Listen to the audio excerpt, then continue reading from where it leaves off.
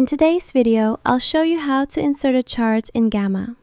First, go to the official Gamma AI website. Once you're on the home page, open the project where you want to add a chart. There are two ways to add charts to your project. The first method is by using the AI agent. Simply type a prompt describing the type of chart you want to create. Make sure to include the chart type and the data you need. Gamma will then generate a sample chart that you can edit. The second method is by using the Insert menu. Click Charts and Graphs.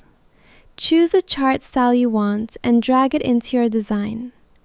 After adding the chart, you can start customizing it. You can edit the data directly in the chart. You can also add columns from the bottom or the right side. If you want to change the chart style, click the chart type icons such as pie, donut, line, column, or bar. Below that, you can change the color scheme by clicking Default and choosing from the available options.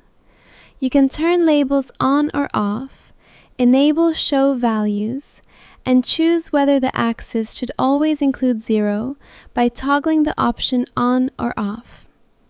Bar, column, and line charts share similar settings, while pie and donut charts have their own options.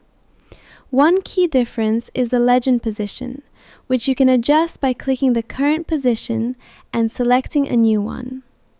Once everything looks good, click the X button at the top to close the settings panel. Your chart will now appear in your design. And that's it! That's how you insert a chart in Gamma.